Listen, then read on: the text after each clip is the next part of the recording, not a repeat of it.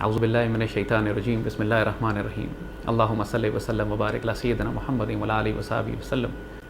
قرآن پاک میں اللہ تعالیٰ مسلمانوں کو ایک بات کی نصیحت کرتا ہے۔ اللہ تعالیٰ فرماتے ہیں جس کا مفہوم ہے کہ اگر کوئی فاسق تمہارے پاس کوئی خبر لے کر آئے تو پہلے اچھی طرح تحقیق کر لو، کہیں ایسا نہ ہو کہ تم اپنی جہالت میں کسی قوم کو کسی فرد کو نقصان پہنچا بیٹھو اور بعد میں تمہیں شرمندہ ہونا پڑے۔ یہ احکامات اللہ تعالیٰ نے کس موقع کے لیے دیے ہیں؟ یہ ایسے موقعوں کے لیے ہیں کہ جب کوئی فاسق، کوئی جھوٹا، کوئی مکار، کوئی جیو نیٹ ورک، کوئی حامد میر، کوئی طاہر اشرفی آپ کے پاس جب جھوٹی خبریں لے کر آئے تو آپ اچھی طرح تحقیق کر لیں، کہیں ایسا نہ ہو کہ اپنی جہالت میں آپ ایسے مشن کو نقصان پہنچا بیٹھیں جو تکمیل پاکستان کا مشن ہے، جو اللہ اس کے رسول کے دین کی حفاظت کرنے والا مشن ہے، جو پاکستان کے دفاع کا مشن ہے، اور بعد میں آپ کو شرمندہ ہونا پڑے اگر امن کی آشا جیت جائے، آپ کو شرمندہ ہونا پڑے کہ اگر دشمن کفار اور منافقوں کو یہ موقع مل جائے کہ یہ مسلمانوں کے تکمیل پاکستان کے مشن کو، خلافت راشدہ کے مشن کو، غزوہ ہند کے مشن کو نقصان پہنچا بیٹھے۔ میرے آقا صلی اللہ علیہ وسلم کے ایک اور خوبصورت فرمان عالی شان ہے کہ آپ نے فرمایا جس کا مفہوم ہے کہ ایک انسان کے جھوٹا ہونے کے لیے یہ بات کافی ہے کہ سنی سنائی بات بغیر تحقیق آگے بیان کر دے، یعنی وہ شخص جھوٹا ہے۔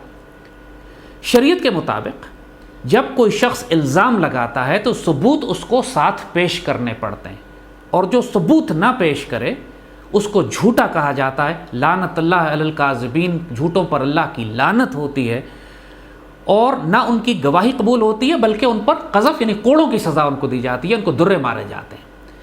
اگر دین اور شریعت کی بات کرنی ہے تو یہ شریعت کے تقاضے ہیں، اور ان تقاضوں کو اپنے سامنے رکھیے گا، اس کے بعد ہم آپ سے آگے بات کریں گے کہ جو کچھ آج یہ جیو نیٹ ورک پاکستان کے خلاف اور ہمارے خلاف کر رہا ہے وہ اس کی حکمت عملی ہے کیا۔ قرآن پاک ان کی حکمت عملی کو بڑی اچھی طرح ڈیفائن کرتا ہے۔ یریدون لیطفئوا نور اللہ بافواہہم، یہ اللہ کے نور کو اپنی افواہ سے بجھانا چاہتے ہیں۔ افواہ کسے کہتے ہیں؟ افواہ کہتے ہیں جھوٹ کو، ڈس انفارمیشن کو، پروپیگنڈے کو، وہ چیز جو انسانوں کے دلوں میں وہم ڈال دے، ان کے یقین کو ہلا دے، ان کے اس یقین کو ہلا دے کہ پاکستان اسلامی ریاست ہے، اس یقین کو ہلا دے کہ پاک فوج اور ISI پاکستان کا دفاع کر رہی ہے، اس یقین کو ہلا دے کہ دو قومی نظریہ مستحکم اور سچا نظریہ ہے۔ یہ ان کی افواہیں ہیں۔ اس کے نتیجے میں ہوتا کیا ہے؟ یہ سورہ ناس میں اللہ تعالیٰ اس کو واضح کرتا ہے، یوسوس فی صدور الناس من الجنۃ والناس، یہ وسوسہ ڈالتے ہیں لوگوں کے دلوں میں، اور یہ جنوں میں سے بھی ہیں اور انسانوں میں سے بھی۔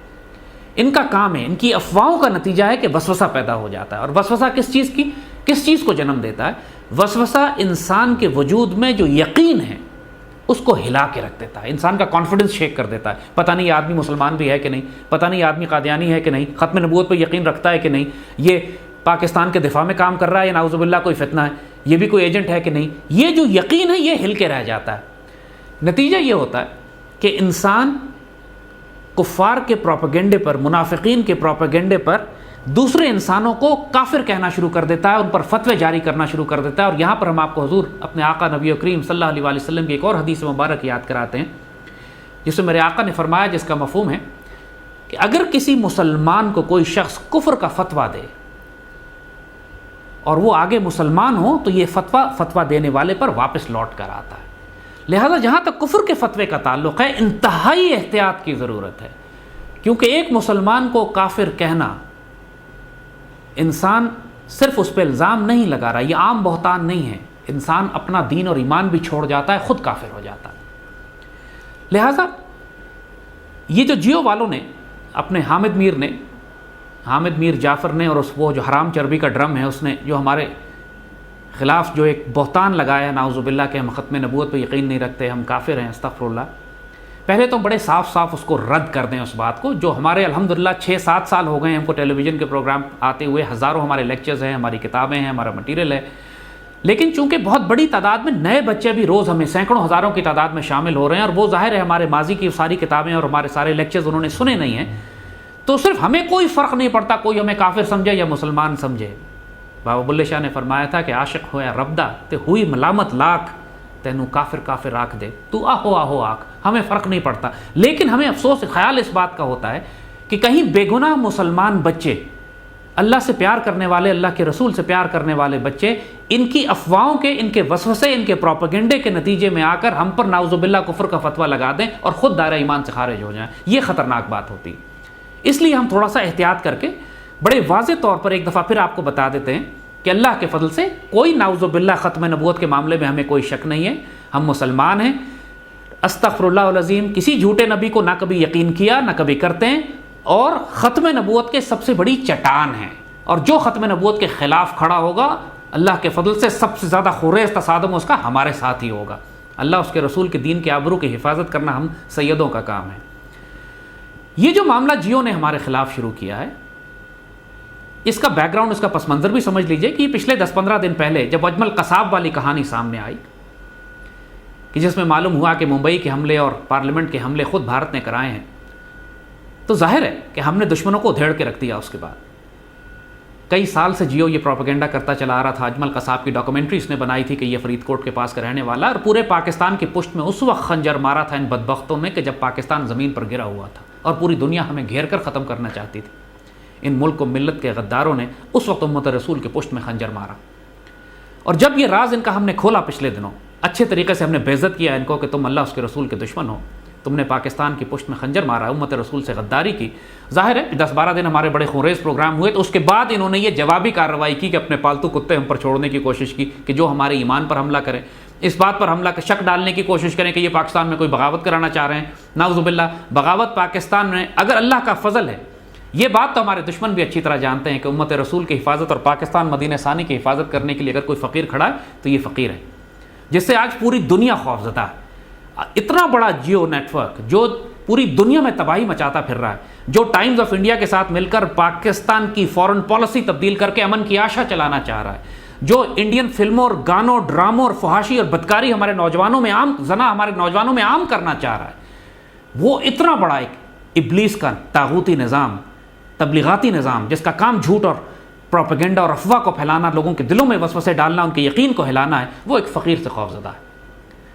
اللہ کے فضل اور کرم سے حسب اللہ نعم الوکیل, نعم المولا و نعم النصیر. ہم سیدی رسول اللہ صلی اللہ علیہ وسلم کے غلام ہیں, پاکستان کی آبرو کی حفاظت کی قسم کھائے بیٹھے ہیں. امن کی آشا سے, جیو سے, حامد میر جعفر سے, حرام چربی کے ڈرموں سے, ان کے پالتو کتوں سے اللہ کے فضل سے ہمیں کوئی فرق نہیں پڑتا. یہ ہمیں جس چیز سے ڈرانا چاہتے ہیں کہ ہم تمہیں مار دیں گے, قتل کروا دیں گے, ہم 70 دفعہ دن میں دعا کرتے ہیں کہ اللہ میں شہادت کی موت نصیب کرے, اس سے ہمیں کوئی فرق ہی نہیں پڑتا. اللہ کے فضل و کرم سے اپنی نوجوانی کے وقت سے جب ہم روس کے ساتھ ٹکرا رہے تھے افغانستان کے پہاڑوں میں, اس وقت ہمیں کون بچا رہا تھا؟ اس وقت میرا رب ہمیں بچانے والا تھا, اور آج بھی ہمارا رب حفاظت کر رہا ہے. اور اگر ہم اس راستے میں مارے گئے تو ہمارے لیے یہ سعادت کی زندگی کے ساتھ ایک شہادت کی موت ہوگی. لیکن اپنے نوجوان بچوں کو ہم یہ واضح کر دینا چاہیں کہ اس جھوٹ اور پروپیگنڈے اور ڈس انفارمیشن میں مت آنا. یہ اللہ اس کے رسول کے دشمن ہیں, بیڑا غرق کر کے رکھ دیں گے تمہارا. یہ حرام کھائے بیٹھے ہیں, ان کی زندگی کا مقصد ہے کہ پاکستان کو توڑ کے تقسیم کر دیا جائے. اگر ان پر اعتبار کرو گے پھر تمہاری بہنیں ہندو اٹھا کے لے کے جائیں گے, اس وقت توبہ کا وقت نہیں ہوگا. اللہ پاکستان کا حامی و ناصر تو ہے اور ہمیشہ رہے گا. پاکستان کے وفادار بیٹے اللہ کے رسول کے خدمتگار اور غلام اس کے دفاع میں اپنی جانیں قربان کر دیں گے, لیکن ان سے بلیک میل ہونے والے نہیں ہیں. یہ جو مرضی کر لیں. اللہ اپنا مسلمانوں پر, پاکستان پر اپنا کرم فرمائے. اللہ ہمیں ان کے شر سے محفوظ کرے, غداروں کے, منافقین کے, دجالیوں کے, ان جیو والوں کے, ان فتنے فسادیوں والوں کے, جھوٹ بولنے والوں کے. استغفر اللہ العظیم. انہوں نے جو خیانت امت رسول صلی اللہ علیہ وسلم کے ساتھ کی ہے, وہ تاریخ کے میر جعفر اور میر صادق کو شرما دے جو آج انہوں نے کام کیا.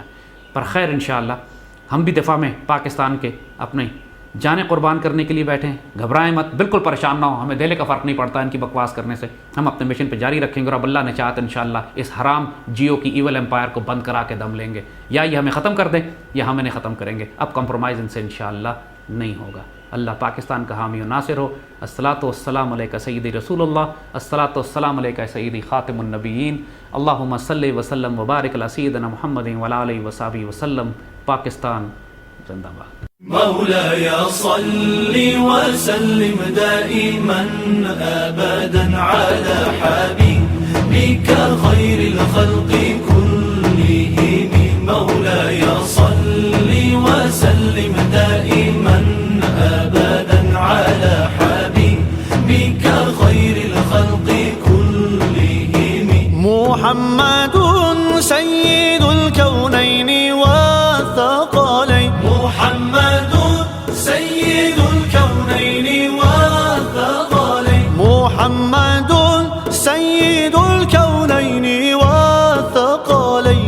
والفارقين من عرب ومن عجم.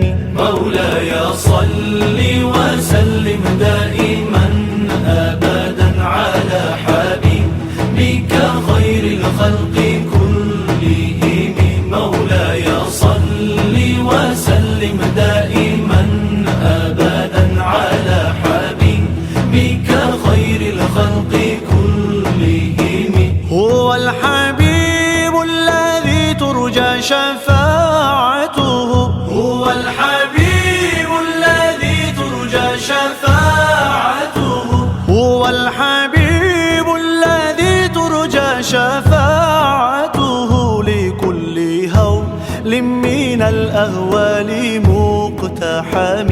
مولاي صل وسلم دائما أبدا على حبيبك خير الخلق